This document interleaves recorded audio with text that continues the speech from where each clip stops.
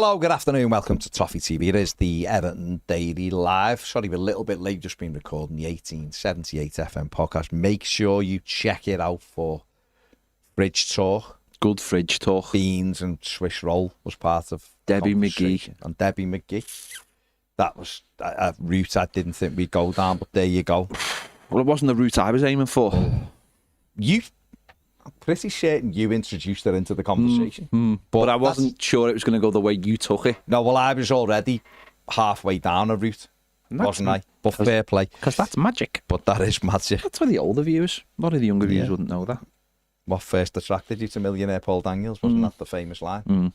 It was. A lot of people wouldn't know these people. Who these people are, because our audience is very young and international. Yeah, so like that. Okay, let's get into it. Yesterday on the news, well, there was a story yesterday, but yesterday we covered it on the news as well. That Everton are looking at Lucas Paqueta because he wants to leave West Ham. Is that real news, or did you just make that up? No, it was real news. Okay, just wanted to check. Everton, Newcastle, someone else. There was another team in there. Probably Chelsea. It wasn't, but wouldn't surprise you. Are on alert because he's told West Ham he wants to leave. Now, Everton were interested in him in the summer, apparently. David Moyes did take him to West Ham, of course. Does like the player. I personally, he's a good player, but the age and the money, I'm not convinced over. But is he someone you would like to see at Everton Football Club? Yeah, because he's a good player. I think he is like actually the type of player we don't really have in midfield. Someone who can just grab hold of a game of footy. I don't think we've got good a player who can really grab hold of a game. You know, I think they've all got various parts, but you know, James Garner certainly isn't that player. Dewsbury Hall doesn't seem like he's quite that kind of player. I don't think he is. Where I think Paqueta is, and he's someone. This is a player that Man City were obviously very interested in until obviously the allegations about him came up, which obviously they've come and gone now. I just of course he's 28. It's not an ideal age, certainly with what West Ham would probably be looking for him. What's he got left on a contract? Signed in 22. I think he's got 18 months left on a contract. Sorry, Dave Witts has just sent me the greatest Christmas jumper I've ever seen. That's the greatest. Yeah, that's. That is the greatest. James, I'm going to put it. I'm not even going to say anything. I'm going to send it to you, and in a minute put it on the screen. Put it on the screen. But let's get back to because it deserves to be. It does deserve to be on. The screen. Let's get back to Lucas. No, I like him, but of course you have to factor in all those other things. In days gone by, this would be a no-brainer if he was available. You take him, but of course, football the way it is, we don't think in those terms anymore. We obviously think about PSR and selling clauses and what, you know, we sometimes leave what the value of the player playing for your actual team is till like last, which is weird. But listen, if he become available and all the terms, let's get it right. David Moyes tried to bring Thomas Souček in. It ain't gonna matter how old the player is. He was only 28 in August, so he's just turned 28. He's got 2 goals in 9 appearances this season. So automatically be one of our top scorers. Yeah, he's a good player. He is a good player. Is he what we need, though? That's the point, isn't it? Is he what we need? James, just stick that on. That's so good. This was the Christmas jumper. I mean, look at that for a Christmas jumper. You can. I want it. It's tremendous. I've asked which where it is. I'm having it. I'm just, what a belter. I was thinking, could we have that in blue for one of ours? But not really, because he's never our manager, and I just like the fact he says But anyway, he's a good player, isn't he? And but obviously there's other things that have gone on. But he's a talented footballer. My thing is always find the next Paqueta out of South America. He's a good young player, you know what I mean, in that role. But you couldn't say he wouldn't improve Everton's midfield because he's a really, really good footballer. But I just think I look at the money and I just think we can't really we can't really be going in for a player of that cost. Well, how much would he be? They're saying, I've just gone on here because to see what the latest is today. He's under contract till 27. So he's got 2 years to go, just under 2 years left. West Ham wants 60 million for him. Yeah, that's prohibitive. Aston Villa looking at him as well. 18 months left and they want... Yeah, I mean, listen, they can ask for what they want. He's an important player for them, so they really... Well, one of the reasons why it's been given some credence about, he has asked to leave, but apparently West Ham are about to post big losses. And they're thinking that they're going to have to sell a player, and he is. Obviously, they're not going to sell Bowen. Yeah. Well, there's one. Jared Bowen, would you have him? He's 30. In a heartbeat. You'd take him in a heartbeat. Because he's a threat, he gets goals. West Ham are in a little bit of a poor place at the minute, aren't they? So, it's one of them where you do look and you go, it's hard to say no because he's such a good footballer. Yeah. He's done a lot of good things for West Ham. I mean, West Ham fans would tell us better, regardless of whether they think he'd be coming here or he wouldn't be coming here, but what is he like as an actual footballer for them? But I just couldn't see. I know David Moyes does like him. So yeah, as I said, it's as a player, how could you turn it down? But you've got to factor all those other things in, and for that kind of money, you've got to ask the question of what Everton really need at the moment. Is he what Everton really need? Well, he's not the first. He wouldn't be the first, is he? Cab off the rank. So no, we need a centre forward. And if I was going to pay 60 million for anyone, I'd be paying 60 million for a forward right now. I would have paid 60 million for a forward in the summer. But you know, that's other people have different opinions. So yeah, there are other positions that we need to fill. We've got lots of players in midfield. We are well stocked. We'd have to start losing some of those players, start moving them on, which is probably what we need to do anyway. There's players in midfield there that we probably could move a couple on, given an opportunity to open the door for other players to come on. I think we've got to be clear cut in what we're trying to do. And if there's players in there that, you know, not right now, obviously the end of the season, but there'll be players there that I think just won't make the cut, and Moyes will have to be you have to be surgical, don't you? You have to cut out what you don't need and bring in what you do need, and that's football as a whole. We've got a terrible habit of keeping all the players that we all knew weren't good enough, and just the longer they're not playing, it just we go back to them or whatever, or you don't get the money where. It's why, for me, Nathan Patterson should have been sold in the summer, and it's why, for me, Dwight McNeil should have been sold in the summer. You don't want these players. Get rid of them. Be surgical about it. Cut them out the football club. See, the other, sorry, I'm just going to say about Paqueta, just on the thing, is that, like I said before, we've got Charlie Alcaraz, who is a young version. He drives the team forward. Okay, you'd look at him and go, well, Paqueta's a better player than Alcaraz. Well, okay, but he's also 5 years older than Charlie Alcaraz. Yeah. And Alcaraz might develop that. We've already seen he's a good player for us. I just think he's been underused by David Moyes, and I think Moyes has got to give him a little run in the team and see how he does, and see if that opens up the goal scoring. You know, we looked yesterday, Everton are underperforming their XG by more than 3 goals. You know, and those 3 goals could have been 3 key goals, couldn't they? That end up winning your game. So I think for me, let's see if we can get him in. Just see what he's like. Can he give us something extra? I mean, Celtic Vape says with 18 months left on his contract, 30 to 35 million is more likely for Paqueta. Well, they can ask what they want for him, can't they? He's their player at the end of the day. I don't have any issues with that. It's their player. If they want to keep hold of him, then that's what they'll do. So It's the same for us. If we had a player and we valued them highly, and we're trying to maybe convince them during that time to sign a contract, which is what maybe they'll be trying to do. Maybe they're not. They're just trying to extract as much money out of it as they can. Yeah, well, they will, won't they? Because they're not going to be able to.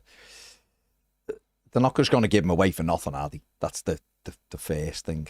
They're going to try and protect, see what they can get, and then take it from there. But he's a good player. But again, I think this one will be filed. Who do you think he would come into the? Let's say you had the team at the weekend. Who do you think, if you Everton were to get him right now, let's just say, who would he replace like immediately in that team? Do you think?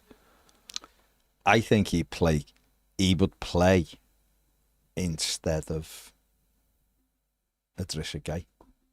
Okay. Because I think the manager has got one eye on reducing Idrissa's game time. And I think he might go with Garner, Dewsbury Hall and Paqueta off the striker. I know he's played wide sometimes for West Ham coming off the left, but a lot of the time he's in that floating role. But I don't know whether that would stay because Idrissa might replace James Garner or might replace Dewsbury or whatever. But I also think Merlin Roll is one that the manager will be looking to get in anyway. And listen, I absolutely love Idrissa Gueye, but at some stage we do have to start making plans without him. Doesn't mean he can't be part of the squad or whatever, but he should be. We should be looking to see. Yeah. We're going to have to. Of course he's going off to the AFCON for at least a month, isn't he? So we're going to have to play a lot of games without him. So, whether that's Merlin Roll. And don't let's forget that Dewsbury Hall said on more than one occasion his best position's an 8, not a 10. So, he's not even playing probably where he's most comfortable. Yeah. And we might get a little bit more out of him in a deeper position who is going box to box, but we need someone further ahead unless Everton change fundamentally the way they're lined up anyway. And we do have to do that. We do have to get a better balance. We can't all be to Jack Grealish. No. It should be equal measure, and we should have the ability to go through the middle so that when Jack Grealish is pulling people wide, we have got someone bursting through the middle. Yeah. No one's really doing that at the moment, and that's one thing that Alcaraz does better than anybody. We saw that against Palace. The first 45 minutes against Crystal Palace, they had a box midfield. We had 2 in there and couldn't get near it. Yeah. Because Ndiaye wasn't helping out and he was lost. And then he put Alcaraz on in the second half, and all of a sudden he was driving through the heart of that midfield, and they had a problem then. They had an issue. The last half an hour, Wharton didn't know whether he was coming or going. Neither they come. They were all chasing shadows. And it was Alcaraz making them runs. Then we saw Boonham when he come on making that run and getting fouled for the penalty. And all of a sudden it opened up a different thing. And Everton looked like a different team. And then we've gone back into doing what we do and give it to Grealish. I love Jack. He's been brilliant. But he'd probably be more effective if we didn't use him as often as well. Yeah. And we went the other side. And so it's sort of that, the way I look at it. But I think, don't get me wrong, I think he's a really good player, Paqueta, but me personally, I'd be leaving it. If it was 30 million, 35, then maybe you look and go, well, he is ready now, and he's someone who has got ability, and I think he's got 21 goals in 120 games or something for West Ham. That's not amazing by any stretch, but he's a good player and he does open things up. But I mean, is this one that, you spoke about this the other day, is this one where we're looking and going, is he just a player though that we'd be getting, not what we need? Do you know what I mean? No, definitely it's not necessarily what we need. Not straight off the bat. We need a centre forward, and if you've got to spend that kind of money, you spend it on a centre forward. It changes your team. It can drag your team up a level, can't you? It really can, and it could be also. It can give your team that little bit of stability, so it can grow. So it takes the pressure. Someone scoring goals right now would take the pressure off the rest of the team, wouldn't it? It would. There wouldn't be as many question marks. But when you're not scoring goals, you start questioning everything. How can you be better? Because you're trying to obviously do the hardest thing in football between you, rather than having that one man. And it really does. You know, you look at Newcastle right now. I don't think they're playing anywhere near like what they've played in the last few years. But having a striker who scores goals for them just takes the heat off them. I'm not saying they don't win every game, of course.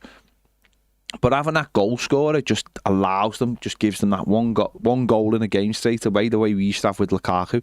That one goal straight away. So you almost feel like you're going to score in a game. So therefore, pressure's off the defender. Yeah, it takes the pressure off a little bit, and it's something we have to address. I can't sit here now going, we're just going to have to wait for Barry. I just can't have that.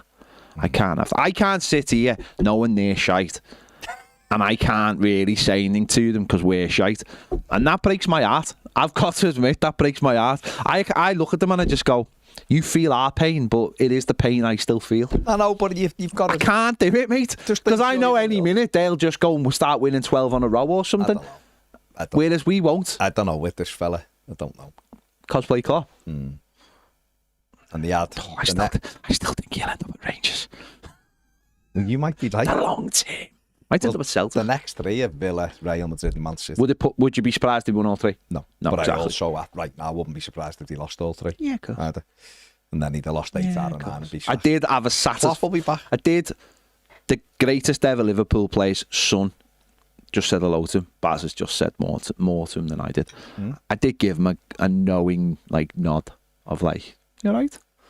Like that, that kind of, you all right? I know you're not. I know you're inside you've got a massive hole. But there you go. There you go. There you go. Everton, Liverpool lost another game last night. They did. Because Everton under-18s came from behind to win 3-1 in the under-18 derby. I mean, they battered us on Sunday in the under-21s, but Everton have bounced back with a lovely 3-1 victory last night. So well done to them. Kev Caro says that West Ham game still bugging me. It's still bugging me, mate. They're grim, and I cannot believe we didn't wipe the floor with them. Really. And again, though, that's, with a striker in form, maybe we would have. But let's see what we do from there. But good result for the 18s last night. Just quickly on Paqueta, Posh Matty says, swerve Paqueta has an attitude problem. There's a reason he's the conductor of the sinking ship that is West Ham. Fair play. Paul Davies says, rather have Bowen. Absolutely. Steve P says, that would be such an inventive transfer. Proper under the radar, that player Paqueta. Bit of I can hear the irony right now in Steve's voice. Rich Parry says, don't get me wrong, fellas. He's not. He's talented and a different option to Dewsbury Hall. But then we freeze out others we've got who are younger. Striker, left back and right back for me this window. Yeah. Well, we're going to go on to the left back situation in a sec.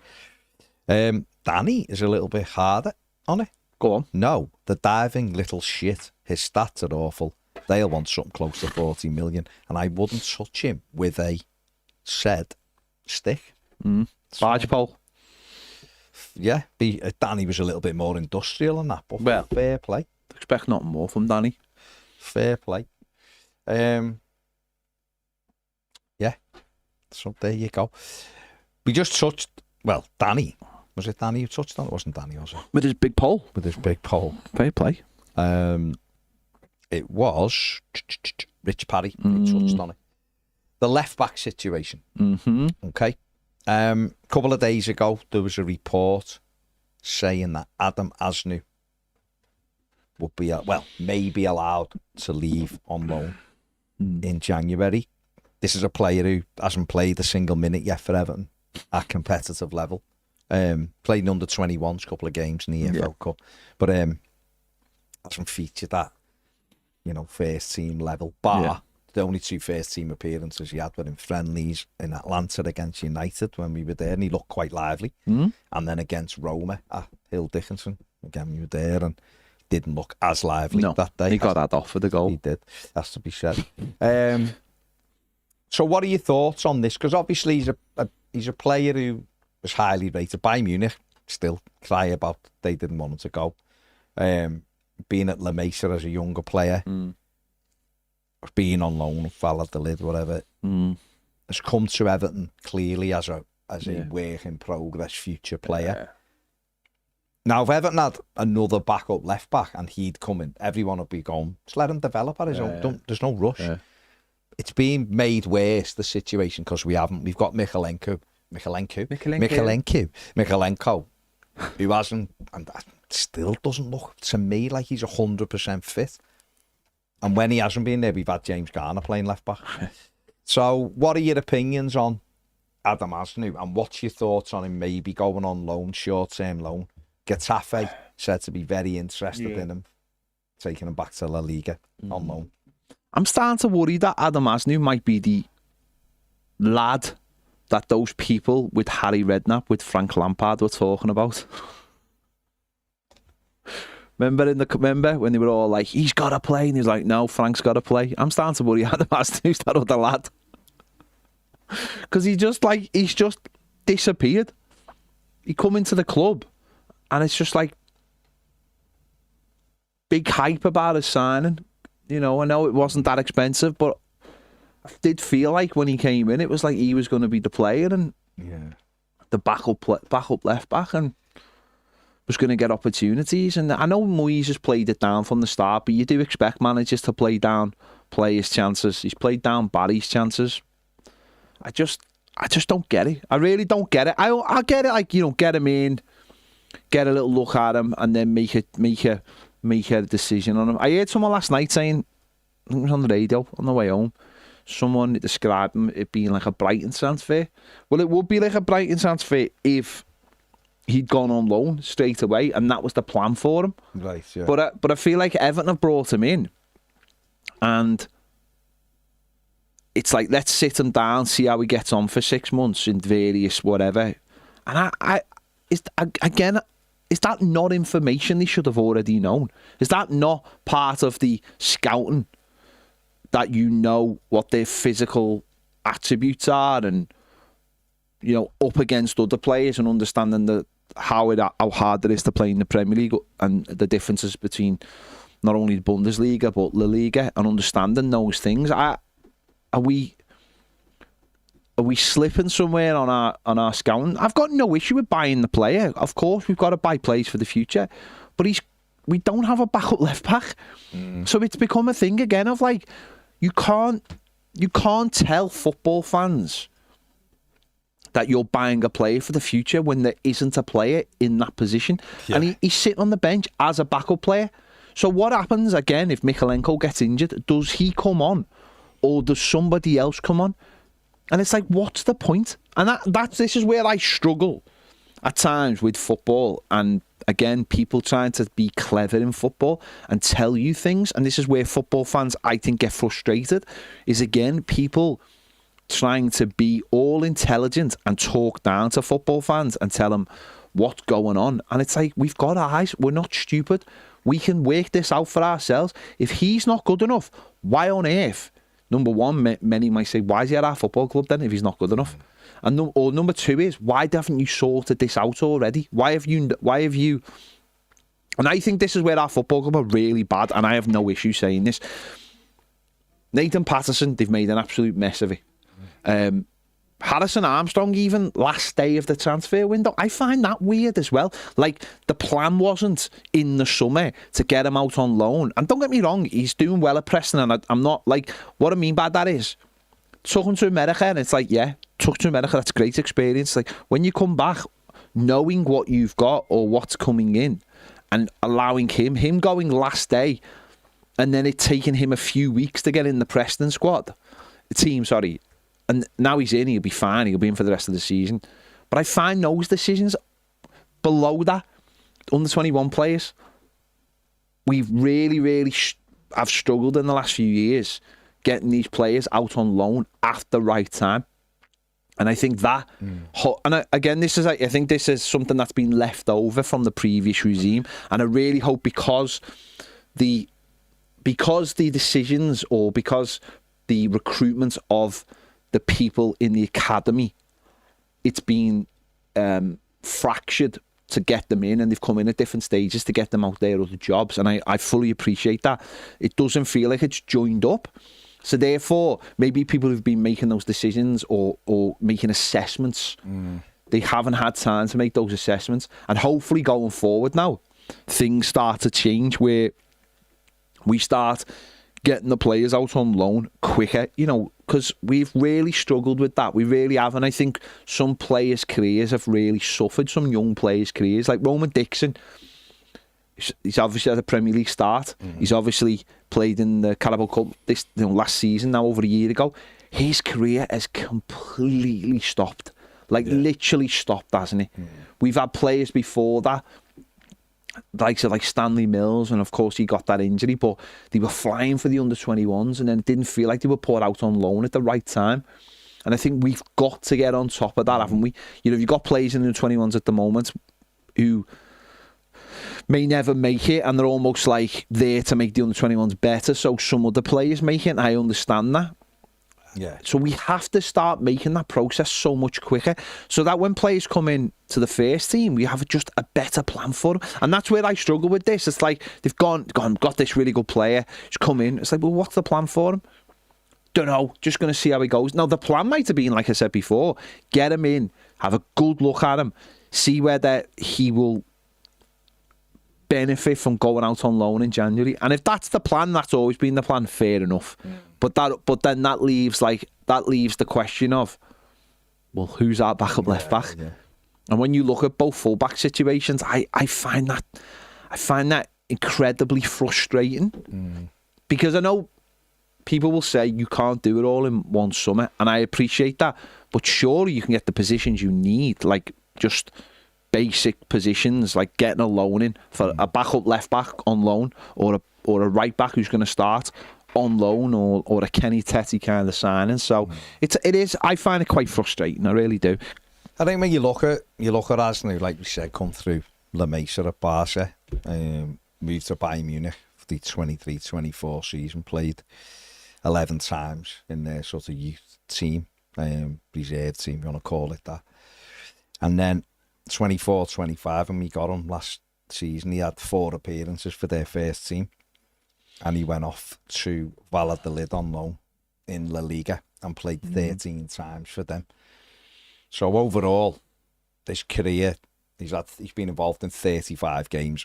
A lot of them, half of them, have been at sort of second tier level. Yeah. So he's only really been part of sort of 17, what you would call first class games. He did play and make an appearance in the Club World Club Championship for Brien in the summer before Everton got him. But when he came in, I mean, we were in the room in America when David Moyes said he might be a year before he's ready. And everybody in that room looked at each other, didn't he? Like, is he just saying that to play it down? But maybe the manager has looked and gone. But the only thing I find slightly odd then is, if we're going to let him go out, which might be the right thing for his career, by the way, maybe it isn't slightly odd. Maybe the manager has looked at it and gone, yeah, he's got some really good attributes, but he's not ready. Yeah, and that's no issue with that. Therefore, training every day is great. He's training with first team players. But it'd be more beneficial for him now to go back on loan in January, get some more sort of games under his belt, and then come back to us next summer ready to be part of the first team, be a real threat to Michalenko, because right now he's just not on it. But in a way, you are right. It was almost sold as he's the backup left back, but it hasn't played out like that, because if he was truly the backup left back, surely he would have played at Wolves in the Carabao Cup. Yeah. And we mixed the squad up instead of putting Seamus at left back. And then surely, stop calling me Shirley, surely at like Man City, when the game's dead, or Sunday, when the game's dead, he'd have got minutes off the bench and got a debut, but we haven't really done that either. So I'm just wondering if it is, would it be really beneficial to him? And it probably would, very much like you just talked about Harrison Armstrong, to send him out on loan. And if it is Getafe, because apparently they tried to sign him in the summer before he comes to Everton, they want to take him on loan. He's going to get games. There'd obviously have to be a guarantee. There's no point Everton letting him go out on loan to Toffee, and they're not going to guarantee him games. He may as well be sat at Finch Farm getting assessed every single day by the coaching staff ready for next season. But I just look and think it probably would be more advantageous to let him go and play at Toffee till the end of the season, where it's in front of the crowd, first team football, and building on what. No, absolutely. So, and then you have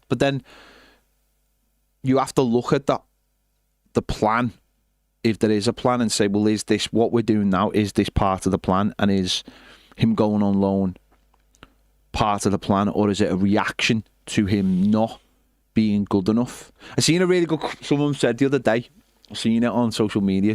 Someone had said about, I can't remember which club it was, but the old trust the process plan. Trust the process.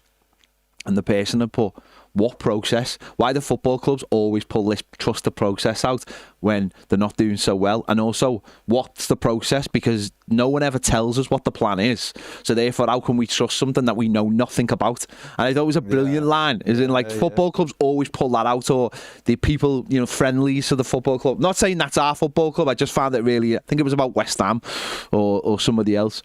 And I thought that's really interesting, isn't it? Football clubs always pull that out, or people in football pull out, trust the plan. Like we know what the plan is. And that's the point, isn't it? It's like you can fall on things by accident. Did Everton have a plan to have a look at him for 5 months, gauge what his strengths and weaknesses were, and then maybe send them on loan to the right place that would help him build on whatever that is? We've seen yesterday, we were talking about it, weren't we? Like Enzik has been linked with Lyon. Now, that sounds a bit mad, doesn't it? Like a Real Madrid playing on to France, but they might go, he needs toughening up. And that's why France is the best place for him, because do you know what? It's a strong league. And rather than go to like another La Liga team or Italy where they have all the time in the world, we want him to go somewhere where it's hard and it's physical league, which what France is. Quite a competitive league at the moment. And that's got to be the sort of like the mind for us, isn't it? It's like, where do we send this player? And is that been the process for the last 5 months? David Moyes looked at him and gone, he's not going to be ready. Because there is a jump up physical. We've seen that with Barry. There is a jump up. The players in the Premier League are so big, strong, fast and mobile. Whether you think it's the best league in terms of football wise, in terms of physicality, these people are it's a top athlete plus top footballer. There really are no other leagues like it in terms of that. As I said, other leagues have different aspects of that. Like the French league is a physical league. That's why players who come from France do well here.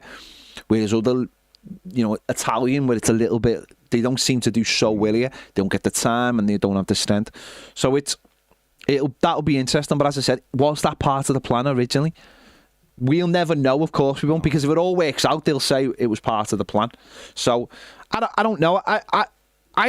I have no issue with like anyone we sign this summer. I just have issues with the circumstances they signed in. Like I find the Barry signing really strange because of Beto. That's what I have nothing against. If Barry fails at Everton, it's because of Beto not doing his job to take the pressure off him.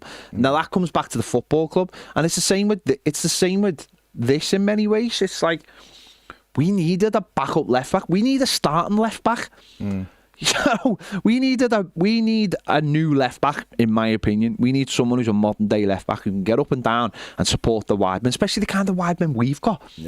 Yeah, we do. We do need that. And that's not having a go at Mykolenko. Mykolenko could turn out to be an excellent centre back. If you never know with David Moyes, you might go, you know what, left-sided centre back. Yeah, you might give us balance, but we haven't got a left back to put in at left back. So how can you even have that idea in the first place? So again, it's one of those places in our team where our squad, where we just seem to be, our midfield is stacked, and yet the fullback positions are so light. In the modern game, I find that incredible. I find that incredible for Moyes as well, unless Moyes didn't have the power to do that. He did talk massively frustrated in the sun. We saw it every day while we were there. We saw him on the record and we saw him off the record. Yeah. You know, there was conversations in the room that obviously we wouldn't be able to share, but you know, there's a frustration level clearly with him, and I just I wonder whether some of the signings we ended up making, again because they were towards the end of the window rather than the right time, which is, you know, that middle part of the summer, are getting what you can. Yeah. Getting what was available. Not saying that for Barry, we chased Barry for ages, didn't we? Course. So it's not, I'm not somewhat Barry in that circumstance. But like later on, even like the Diblin one, you could maybe go, I'm not saying, listen, the kid could end up being brilliant, and I think, you know, it would be sod's law that kid probably could be playing for Crystal Palace right now and absolutely flying. That's you know, that's it, isn't it? But I just hope that this is all part of a plan. I really do. Just very quickly to finish, just on this, would you rather him go to Spain on loan, or would you rather him go to the Championship on loan here? See, that's a very interesting. Well, what's your opinion? I've just talked for ages. No, I think he's got to go on loan. I think. But where would you send him? But I think I'd probably be more inclined to send him to Spain, to be honest, to play at a slightly higher level. Although I do see maybe for him there might be some validity in him playing in the Championship. Yeah. Tougher league, and I think the problem is, I think we're more likely to get an agreement that he'll be involved more by going to Spain than we would with a Championship club, if that makes sense.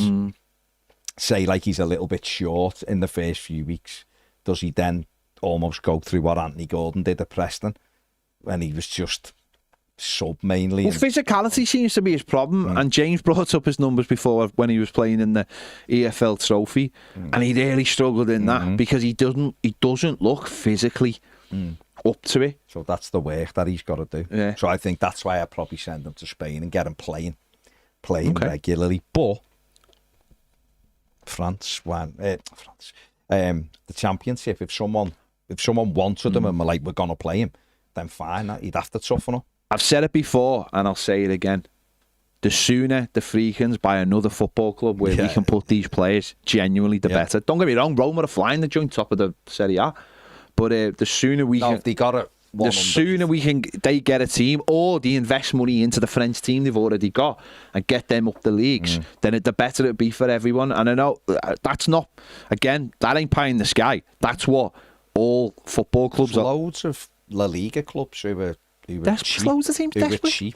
Loads of teams. And the ones who were playing, and it can be saving the club for them, making them secured, and might not ever be on the level of Everton and Roma, but saving them, and therefore it's not park and plays, it's developing both, helping a team up that hasn't got a big thing and being able to send players to get valuable experience. It does both. So and also putting players there where you can develop them before you sign them. No, that's it. Yeah, well, that's the bright. That's the model now. There's no point running away from the model or pointing fingers at other people going, you're wrong.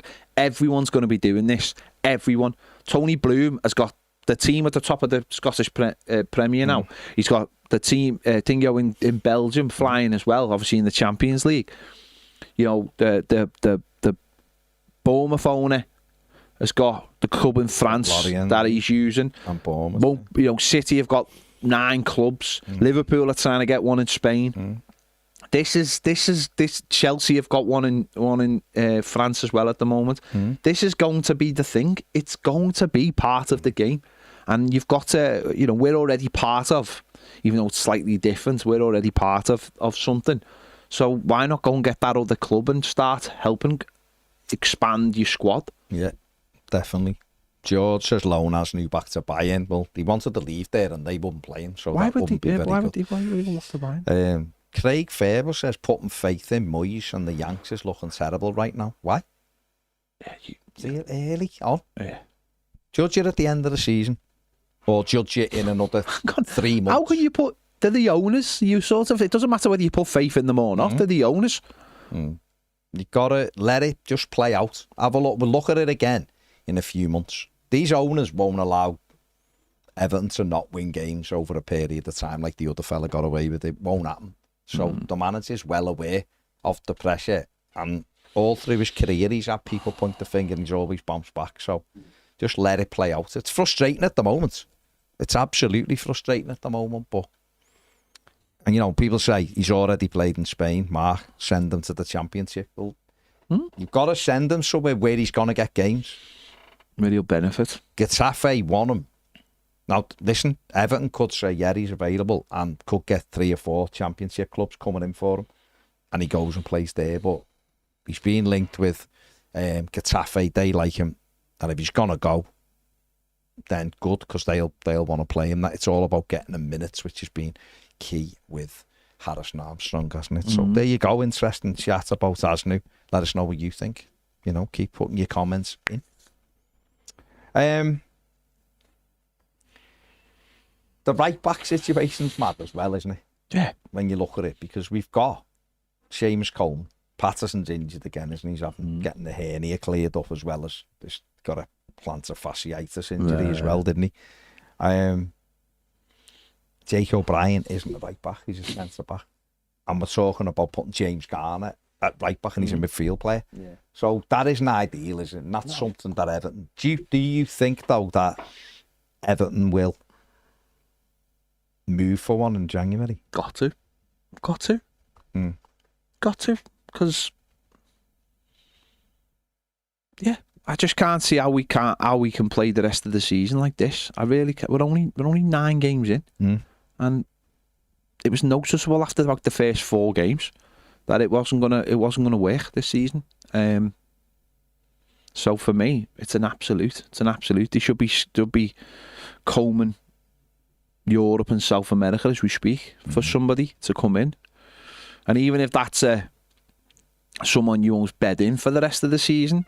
And they're up to speed next season. I just think they are, they're just, that's just an area of the pitch where I just can't believe we've overlooked. I cannot believe that we've overlooked it. And because we have got so many players in midfield, I think James Garner will end up there. But let's be, don't forget, this is James Garner was the right back when England under 21s won the Euros the first time, a couple of years back. So it's not like he doesn't know how to play right back. Didn't he? He had a couple of games for Dyche at right wing back as well, didn't he? Yeah. Right back and things like that. So, you know, he played in a quite successful team. You know, when Brandweight sat on the bench and he played right back for that team. So he knows how to play right back, and it might end up being that's where his long-term position is. You know, because he's an intelligent player. Okay, he's not necessarily the kind of right back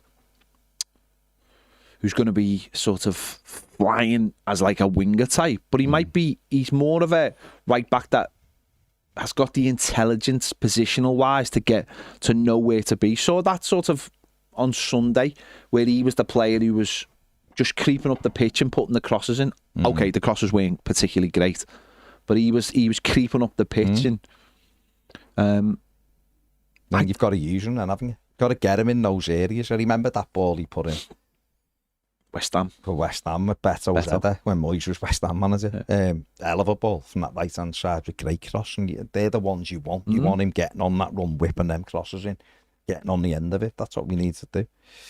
There you go.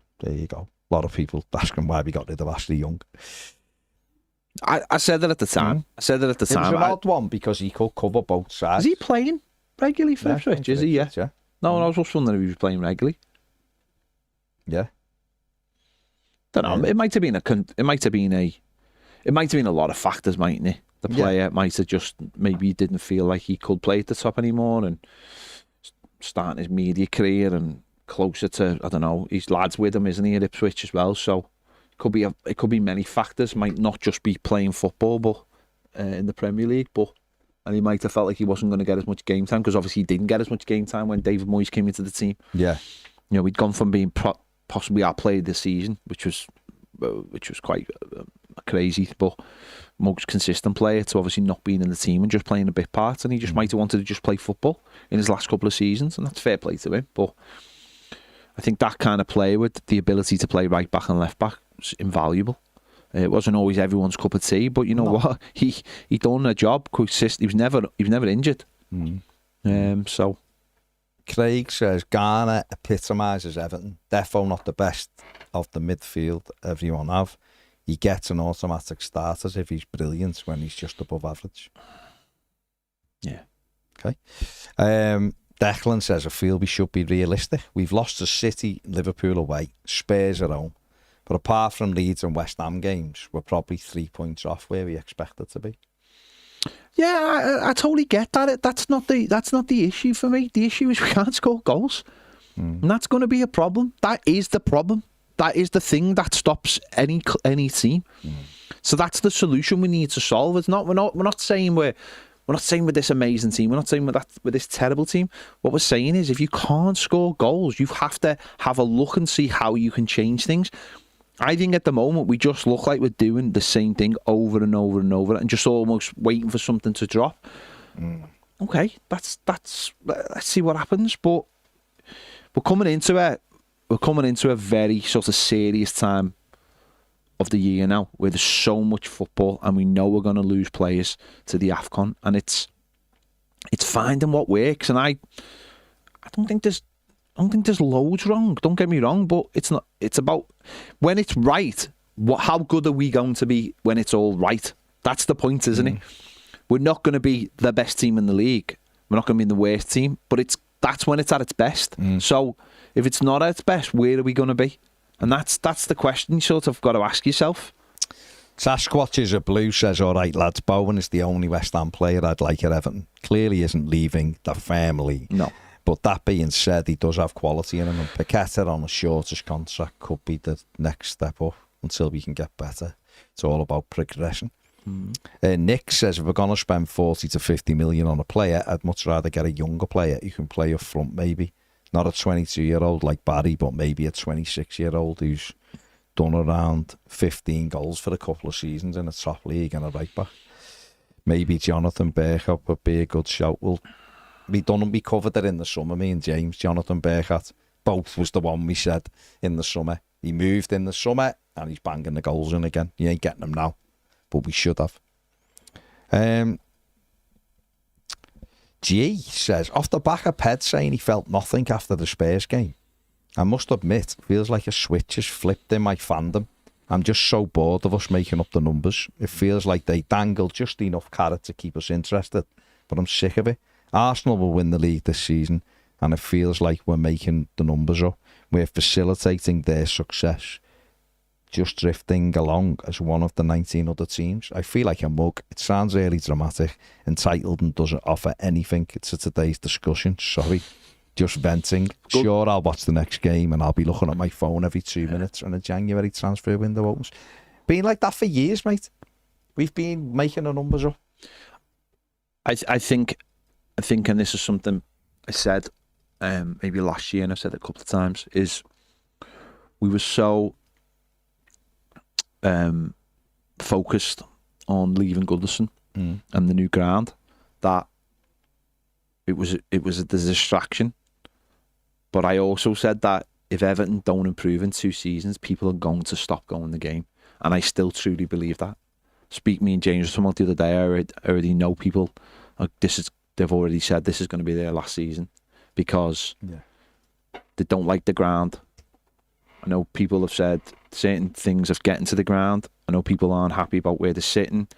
People in the lower south, I have no issue with saying this right now, but they're having to listen to people, racist, misogynist language, and no one's doing anything about it. The channels aren't there for people to do anything about it, and people aren't happy with what they're being served in the new ground because maybe it was not sold in the wrong way. I've said, and we've had this chat, haven't we? It's like Everton right now should be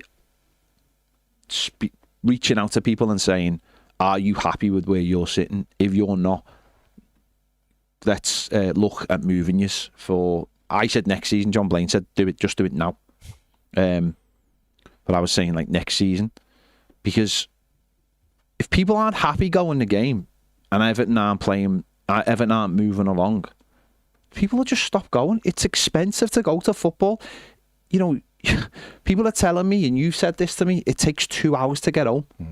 people just stop going. Yeah. They will. They'll just stop. Easy to... You know, and we can't have that attitude, which a few people had the other day, and I just don't agree with it. Well, if they don't want to go, we'll take their tickets. That will be the... But that's not the attitude to have, though, because that's probably what, because loads... No, I know. But that's probably what the club... But that doesn't solve the problem, though, does it? That doesn't solve any of these problems. If there's problems at the ground in terms of getting there, which is out of Everton's hands, so I haven't blamed anyone at Everton. Mm-hmm. That's out of Everton's hands. That's the roads and that's the rail, and that needs to be sorted out. But if people aren't happy with where they sit amongst in the ground, or feel like they've been sold something that isn't a true reflection, don't forget, none of us got to see our seats. We all had to pick our seats from basically, from computer-generated models. None of us got to go. None of us. People mightn't have realised how steep the steps were in the South Stand or whatever. Everton as a club need to combat that right now, because people will stop going the game, and that's just really sad. And you're right. It's like, listen, get it. It feels just a little bit. It always feels crap this time of year. It really does. We're in that like in between bit of the excitement of the start of the season till we get like into the real sort of meat of it. People will start making that decision to not go the game anymore. And that shouldn't be the case. That really shouldn't be the case. No, but that's the way it is, isn't it? You have to start making choices. The football club's responsibility is to improve in everything they do. Yeah. That's the responsibility they've got. Yeah. It's sometimes easier said than done, but you have to aim to do it. And that's the challenge for the manager as well, isn't it? And if people can't see that, like we were saying before about seeing the process, seeing the plan, whatever, if people can't see that and you just feel, like I said that about Sunday's game. I've seen that game 1,000 times. Yeah. There's nothing new. We've seen that game, and if there's nothing to get people excited, and the atmosphere, quite frankly, is dreadful at the ground. It's dreadful. There's no point hiding away from it. There's no point going, oh yeah, but this and that. The atmosphere at the game is crap. It really is dreadful. And again, that's something that the club, with the 1878, and all of us need to do something about. There's no point going, you should be doing this or you should be doing this. The atmosphere is dreadful. Absolutely dreadful. There's and the club need to work to improve that. Need to improve things like getting people back to the seats for the second half, so we don't have a big empty part of the ground. Whatever it is, we just have to improve. And I know it's an ongoing thing, because Everton are improving all the time. Seen yesterday with all the new banners going up, because of course lots of people have said it doesn't feel like Everton's ground. It feels just like this thing. So it's an ongoing. Visuals with inside the ground are improving all the time. Fully get that. Don't need DJs with 10 minutes to go, clearly, or the fan zone blaring through. So it is an ongoing process, but the only way it's good that people are talking about it. No point going, oh, the atmosphere is great. It's dread. The atmosphere in the ground is dreadful, absolutely dreadful.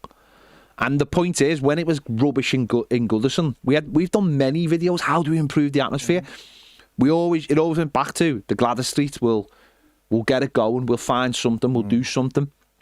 We don't have that anymore. We don't know what's what. We don't have one concourse underneath that can start getting the atmosphere going, that confined area that moves up. And we don't have that anymore. We have we have people coming in drips and drabs. So that maybe that's where the club need to say the beer is too expensive. I know they did the early bird thing last week. It was dreadful. It was nonsense. Absolute nonsense. Come in and buy this big load of food and you get like £2 off it. Yeah, but I don't want all that food. The ale's a little bit cheaper. If you can get people into the ground early to start creating that atmosphere within the ground, that might help the atmosphere on the terraces. It's dreadful at the moment.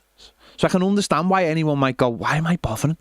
I've done my time. I've waited. Wanted to see what the new ground was, and I'm not enjoying it. I get it. I fully get it. Fair play. Jake says, I hate my sheep head up in the clouds compared to my sheep behind the goal in the lower Gladys, and the lad next to me is an absolute tit. Sorry. And David Murphy says, I'd like to move seats. Some bellend in front of me had a go at me, losing my shit over Pawson, and Atwell blatantly serving us up once again, telling me I shouldn't be swearing. Tell him to fuck off. Again, that's another problem, isn't it? We've been thrown in with like people that we may not have sat next to. No, we all knew you wouldn't choose to sit next. We all knew the people we sat. In fact, I bump into them all the time. You're always, hey mate, I still don't know anyone's names, do you? You're bumping into people and you're like, oh yeah, but you knew, didn't you, when you sat next to them, you knew how far maybe you could push it, or there's people I would be like, you know what, there's people I wouldn't overpraise because I knew the fella next to me hated them or whatever. Do you know what I mean? Stupid little. It's all a nuance. Yeah, it's relationships, isn't it? It's relationships that with the people you sit around you know them. So it is hard, and I do believe loads of people in this ground want to move seats. I truly believe that. If you were given the option right now, and I think if someone wants to move to the upper south and someone wants to move to the east and vice versa, then let them go. Swap. Let's do something. Sure they will. Brien says any finances must be used to fill the current shortcomings in the squad, not a position where we already have options. Being top heavy in a couple of positions does not cover for the shortfall in others, no matter who the players is. I will only accept Messi as an exception. Just tell him Ronaldo cracked the EPL, so that should be considered as the number one. Colin Macken says, do you think Bowen had come to Everton? I'd love him. Goose Pimple moment when you mentioned his name. No, he's not going to come here, mate. Jez says, nobody seems to be mentioning the fact that our transfer process has totally obliterated the ability to do a proper pre-season and get players into the fold. Instead, we're using the live season as our pre-season and killing confidence. I knew this would happen, but I'm not paid the big bucks. But that has to change, doesn't it? Going forward, that has to change. Jay says McNeil will be going to Forest in January, so that's one squad place cleared anyway. Dave Murphy says discussions about Moyes' healthy debate. The wish for him to be replaced after 9 games of a new season is madness. The recruitments on paper this season scored a 7 to 8 out of 10. On the pitch, it's translating as injuries to key players. Brantwaite's a massive blow. We certainly have upgrades that played eyeball burning, protect goal or football under Dyche. If Grealish, Beto and O'Brien had taken the chances in the Spurs game, it would have changed the game dramatically.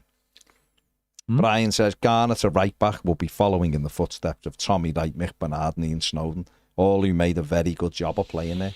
Tommy Wright played in the 70 World Cup. Snowden was about to be called up for England before getting injured. Colin Macken says, do you think Beto is losing us points? I think him not taking chances is, but then Jack Grealish has been brilliant, and yet that opportunity in the first 3 minutes on Sunday, Beto 3 yards out with a clear sight of goal, should have buried it, missed his kick, and then Grealish should have just hit it into the far corner where there was a huge gap, and he didn't. He hit Porro. So yes, Beto's missing chances, but the other lads are as well. Lions, he says, afternoon lads and fellow Blues, got a brilliant farewell to Goodison picture from my son for my birthday yesterday, so very happy birthday. But if Aznu's to leave us on loan, why Getafe and not the Championship? Because it might be where the lad's gonna be guaranteed games and get most, sort of feel at home the most, mightn't it? Instead, I remember this with Adam Ola-Luchman. You know, Allardyce was our manager, wanted them to go to Derby in the Championship, and Luchman was like, no, I want to go and play for Leipzig. Yeah. And went to and he dug his heels in and went, no, I'm not going to the Championship. And he went to Leipzig and was unbelievable. And then they ended up paying money for him. He went back and he's had moves. Look at him now, he's brilliant. It's that easy for us to go, put them here. We'll just send them there. We have this arrogance, I have it as well, about us being the Premier League club, and we should just put this player in this Championship club and they should play him every week. But what if the Championship club don't rate him or get him and go, oh, he's not really ready to start every week, and then he's not starting, and then we're looking going, what are they doing? Oh, he must be crap, the lad, or whatever it is. If there's, don't get me wrong, if there's 3 or 4 Championship clubs that want him and the lad's happy to go there, then yeah, fair enough. That might be overall a better thing for him, because it's the physicality. I've got to get up to speed with that. But if Getafe is saying, we'll guarantee him games here, and let's use Derby for argument's sake, if a few have gone there, Derby are like, well, we want him part of the squad, but try to give him a go. I'd rather him go where he's playing games than go and sit in Derby's squad and get bits and pieces here and there, because that's not, to me, that's not going to do him any good. Daniel Church, I have a season ticket, lower South stand. Love the seat, but getting told to sit down does my head in. In the lower? Tell him to go off to somewhere else. Yep. Yeah. But that's another thing. If you're in the lower south and you don't like people standing up, you shouldn't be in there. Simple as that. Said that from day one. Anyone who thought it was going to be sitting down in there needs to be binned. Right off. They'll be moved. They'll be moved. Because it's a standing place, and hopefully Everton are going to develop it and increase the capacity in the future through standing only there. So you'll be out anyway. Dave Murphy said everyone around me knew I hated Dwight McNeil, so they pissed themselves laughing when the park ended at a McNeil mini tifo. But it's those moments, isn't it, where people know what people like and stuff, and you, I guess this was always going to be a strange season in some respects because you're getting into new surrounds, new people. I've got to say, the people around me are all right. They all seem all right. They probably hate me shouting, but that's life.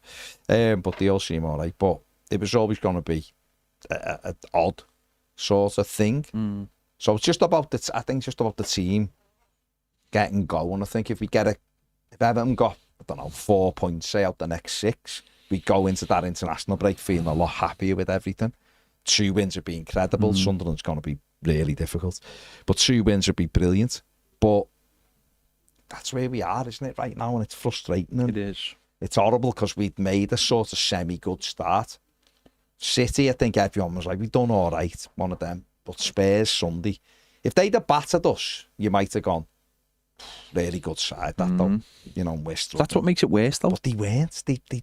They were good at what they did, and that was that's the frustration. And we got picked off. So we'll see. Darren says, I prefer the Championship, but like you said, needs game time, like Armstrong. Yeah, don't get me wrong, mate. If the Championship side said we want him and he's going to play every week, he's going to be our first choice. Yeah. Then get him there and get him in. But we've seen a few go, haven't we? And you think they're getting in there. Yeah. And then they don't. And Anthony Gordon was a big one. He'd been in our first team, played a few games, and he went to Preston and had a couple of games. Then he was on the bench and like not getting in, and was in and then back out. And you'd end the season and you go, what's he done? He's not really done anything, has he? So it's one of them. Stoic-led life says, don't you think we should send Braden Graham on loan? He's not good enough for league, so why not to someone like Marine? Under 21's a waste of time. Not to Marine. I think he can play higher than Marine. He scored against the National League teams, hasn't he, for our under 21s. I agree with you, by the way. There'll be a point at some stage where he has to go to challenge himself for the next bit. He is only 17, playing in the 21s. It's again, the only issue with it is, like I've just said, the only issue with it is who's going to guarantee him games? Well, that's it, isn't it? At that age, and he's slight. He's not a big, like, strong striker. He's a slight, but he's a really good footballer. But then it might be beneficial to him to go on loan. And maybe it might be a National League, because you see this with some players go there. I'm not advocating for this, by the way, but it might be a better option, or Tramier or something, to go and be part of a squad, only because he's so young still. Be part of a squad that gets 25 minutes here and there in League Two. Yeah. To develop that and see what being a real footballer's like, as in working hard for the game at the weekend, and then the game on Tuesday, and then the game on Friday, and that building. But what he's got to do over the next 8 weeks is bang the goals in and make those league teams look and go, he'd actually be all right now. Could call it for him. You know what I mean? And that's it. So that's, fingers crossed, that's what it is. Make sure you do like and subscribe while you're here. Just very quickly, Liam Delap returned last night for Chelsea. Yeah, he did, injured and got sent off. He did, yeah. And quite a few people have gone, Chelsea are going to bin him in January on loan. Would he be someone you consider on loan till the end of the season? Yeah, because you just have to look at the sock length. Is that the thing more important maybe than anything else? Yeah. No, he does have Everton player written all over him, doesn't he? Like, rejected us. It hasn't turned out well, or hasn't gone as smoothly as he would have liked to have gone. And maybe. I'm not sure. Don't know where the Chelsea are. They've going to have a hell of a lot of games, aren't they, coming up? Maresca has threw him under the bus a couple of times already. Yeah, he doesn't seem like the nicest of people, does he? Yeah, I could see him coming on loan at Everton. I could see maybe Moyes reaching out and going, lad, come on, it's not working for you, is it? Come on, lad. Mm-hmm. Come on. And Lithi just says, this is the final one, says, what's wrong with the front three of Dibbling, Alcaraz and Njai and Grealish pulling the strings? Well, we don't know, do we? Nothing's wrong with that. But also, there's not a striker in there as such. I think people have forgotten how really important strikers are, like proper strikers who put the ball in the back of the net. It's been so long since Everton had obviously Lukaku was the last one. I think people have forgotten that putting the ball in the back of the net is a difficult thing to do, and that's why players are so expensive. That's why we forget this. They are the number one commodity in football for a reason. You can have all the assists you want in the world, or the an XA, but you can't just. It's having talented play. It's like the Michael Keane thing. It always makes me laugh every time I hear it. This idea that someone who pops up off corners or has got a great shot on him somehow understands how to make a run that might pull a defender away to allow somebody else it's to. The laziest thing ever, to go put Keane up front. Like when you look at forwards and they make these incredible runs and that opens a space up. A lot of it's just natural. A lot of it's just they understand they fully understand the specialised position, and there's a reason why they're the most expensive. And then players. they're also asked to put the ball in the back of the net as well.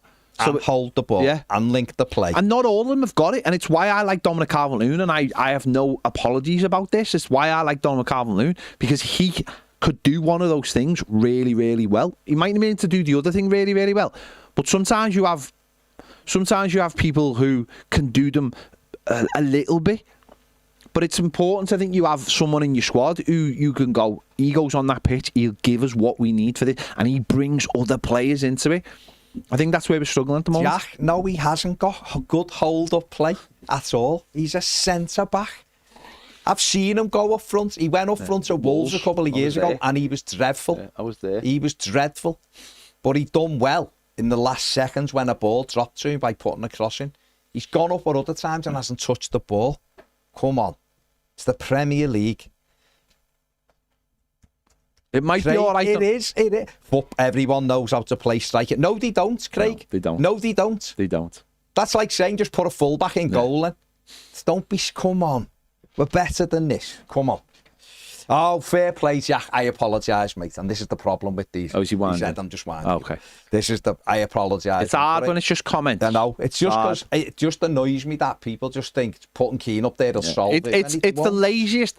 It really is the laziest argument that anyone can ever suggest. Just put Keane up front. It just doesn't. It's not something that you can throw them off for like the last 5 minutes if you want to cause all this chaos. Absolutely. But when you're talking about making, can honestly anyone genuinely think that you could play a clever ball down the side, and he's going to run it? Also, Jack Hayes picks up the ball.